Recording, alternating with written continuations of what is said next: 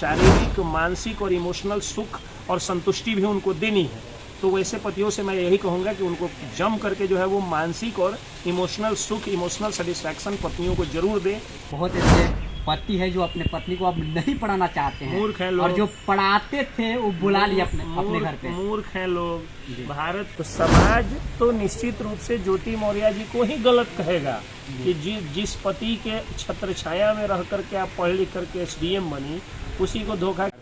तो जिम्मेदारी समझिए, सुअर कुत्ते की तरह बच्चा पैदा करने से कोई बाप नहीं हो जाता है, और सिर्फ मांग में सिंदूर डाल देने से कोई पति नहीं हो जाता है, सिर्फ पहले पैदा होने से कोई भाई नहीं हो जाता है, और सिर्फ शिक्षक की नौकरी पालने से कोई गुरु नहीं हो जाता है, सिर्फ नेकबैंड लगा लेने से कोई वकील नहीं होता है। सबकी जिम्मेदारी और गरिमा होती है, उस गरिमा को बचाना है। आजकल ज्योति मौर्य और आलोक मौर्य का जो खबर है काफी तूल पकड़ चुका है। सोशल मीडिया पे आप किसी भी प्लेटफॉर्म पे जाते हैं तो आपको सिर्फ और सिर्फ इन्हीं दोनों के बारे में देखने को मिलेंगे। ज्योति मौर्य का जो तलाक का मैटर है वो कोर्ट में पहुंच चुका है। हमारे साथ वकील साहब जुड़ चुके हैं, इसके पंकज, इनसे हम बात करते हैं इसी मुद्दा पे। सर बहुत बहुत स्वागत है चंपारण टाइम्स में आपका। बहुत बहुत धन्यवाद जय गुप्ता जी।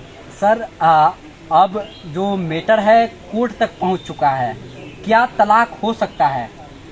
देखिए, तलाक का आधार तो खुद आलोक मौर्य जी दे रहे हैं। आलोक मौर्य जी कह रहे हैं कि हमारी वाइफ जो है दूसरे के साथ इश्क लड़ा रही है। जी जी। तो अगर कोई किसी के साथ इश्क लड़ाई या यहाँ तक कि शारीरिक संबंध भी बना ले तो वो अब IPC के हिसाब से क्राइम नहीं है। जी। अब वो जो है तलाक का आधार है, तो वो तलाक का आधार तो खुद बता रहे हैं, और दूसरी तरफ रो रहे हैं कि देखिए मेरी पत्नी धोखा दे दी। तो धोखा दे क्यों नहीं भाई? जब आप पहले से जो है वो ये बात कह रहे हैं कि हाँ हमारी पत्नी गलत हो गई है, बदचलन हो गई है, दूसरे के साथ इश्क लड़ा रही है, ये कर रही है, वो कर रही है, तो आप तो खुद ही तलाक का आधार दे रहे हैं। तो जो आधार वो दे रहे हैं, अगर वो आधार सत्य पाया जाएगा और तलाक उस आधार पर आलोक मौर्य जी लेना चाहेंगे तो उनको तलाक मिल जाएगा। लेकिन अगर इस आधार के बावजूद भी वो तलाक नहीं लेना चाहते हैं तो फिर कोर्ट जो है वो तलाक का पूरा एविडेंस देखेगा, पूरी चीज़ें देखेगा।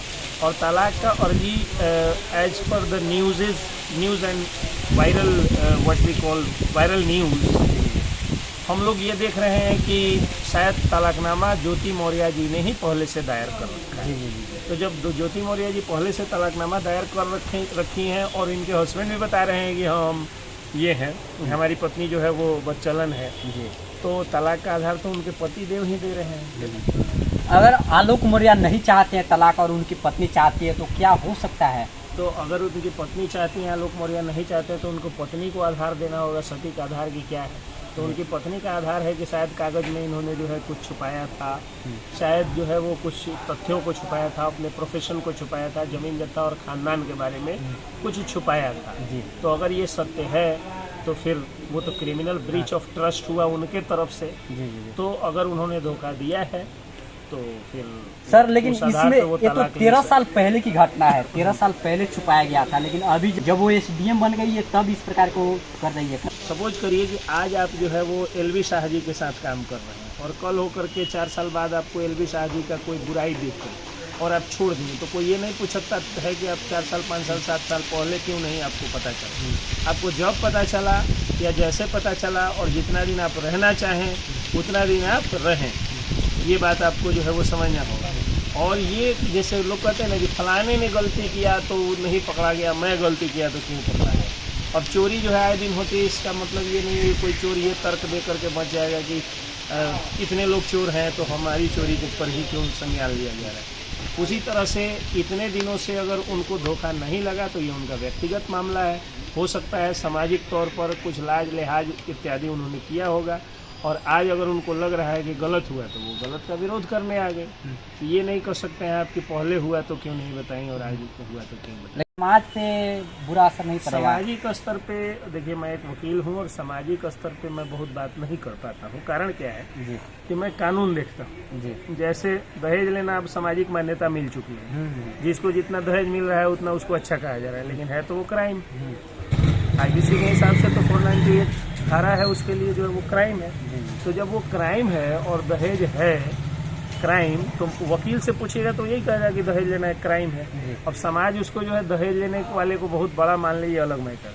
तो समाज तो निश्चित रूप से ज्योति मौर्य जी को ही गलत कहेगा कि जिस पति के छत्र छाया में रह करके आप पढ़ लिख करके SDM बनी, उसी को धोखा क्यों दी। हालांकि मैं ये भी नहीं मानता हूँ कि कोई किसी को बनाता है, वो पढ़ने वाली थी, उन्होंने मेहनत किया तब तो उनके पति बनाए, और अन्यथा सारे पति चाहते हैं मेरी पत्नी बहुत अच्छी बन जाए। बहुत ऐसे पति है जो अपने पत्नी को अब नहीं पढ़ाना चाहते हैं, मूर्ख हैं लोग, और जो पढ़ाते थे वो बुला लिया अपने घर पे। मूर्ख हैं लोग। भारत की 99.9% से भी ज्यादा पत्नियां जो है वो अपने पतियों को 7 जन्म का दूल्हा और मन ही मन 7 जन्म का जो है वो स्वीकार करती हैं। जी। तो कहने का मतलब ये मेरा है कि जब 7 जन्म मानने वाली पत्नियां आज भी इस भारत में हैं, जब इस भारत में कोई पति जेल जाता है तो उसकी पत्नी 7.5 साल तक जो है वो सीएम का कुर्सी संभालने के बाद धोखा नहीं देती है बिहार में। जब कई हजारों की संख्या में पत्नियां जो है वो मुखिया, सरपंच, बीडीसी बनने के बावजूद भी मुखिया पति, सरपंच पति, बीडीसी पति, जिला पार्षद, शिक्षा मित्र हो या फिर टीचर्स की बहाली हो, या बिहार पुलिस में भी जाकर के देख लीजिए, जब से आरक्षण हुआ है तब से कितनी पत्नियां हुई, वो बेवफा नहीं। और बीपीएससी का भी रिजल्ट उठाइए, यूपीएससी का भी रिजल्ट उठाइए, तो देखिए कई सारी सैकड़ों हजारों की संख्या में लड़कियां और औरतें शादी के बाद पढ़ी और बाल बच्चे होने के बाद पढ़ करके और टॉपर तक हुई यूपीएससी का, और वो अपने बेरोजगार पतियों को नहीं धोखा दी। तो इनकी पत्नियां कहाँ से धोखा देगी। वैसे पतियों को मैं एक सलाह दूंगा कि सोशल मीडिया का बकवास सुन के कोई डिसीजन न ले, एक बात। दूसरा बात यह है कि अगर शादी किए हैं, कोई भी पद पर अगर आप हैं, तो उस पद की गरिमा बचाने की जिम्मेदारी उस व्यक्ति की होती है। जी। न सिर्फ भोज, रोटी, कपड़ा, मकान उसको देना है, बल्कि शारीरिक, मानसिक और इमोशनल सुख और संतुष्टि भी उनको देनी है। तो वैसे पतियों से मैं यही कहूँगा कि उनको जम करके जो है वो मानसिक और इमोशनल सुख, इमोशनल सेटिस्फैक्शन पत्नियों को जरूर दें, क्योंकि जर जोरू जमीन तीनों जोर की चीज़ होती है, और पति बनना इतना भी आसान नहीं होता है। अगर बन गए हैं तो उसकी जिम्मेदारी को समझिए और समझ करके और अच्छे ढंग से उस जिम्मेदारी को निभाइए। जैसे अपने भारत में चीन से ज़्यादा जनसंख्या हम लोग पैदा कर दिए, सुअर कुत्ते की तरह लोग बच्चा पैदा करते जा रहे हैं, और बच्चों का कुपोषण बच्चों को हो रहा है, और बूढ़ों को और बड़ों को जो है वो डायबिटीज हो रहा है, मोटापा से ग्रसित है। मतलब क्या है? मतलब यह है कि हम अपने तो खुद टाइम से खूब खींच ले रहे हैं, ज़रूरत से ज़्यादा भी खींच ले रहे हैं, खा ले रहे हैं, लेकिन बच्चों के खान पान पे ध्यान नहीं दे रहे हैं, इसीलिए बच्चे कुपोषण के शिकार हैं। देश का लगभग हर दूसरा बच्चा कुपोषण का शिकार है, कई आंकड़े बताते हैं। और देश में कई % से ज़्यादा अधेड़ उम्र के लोग, यानी 30 के बाद के लोग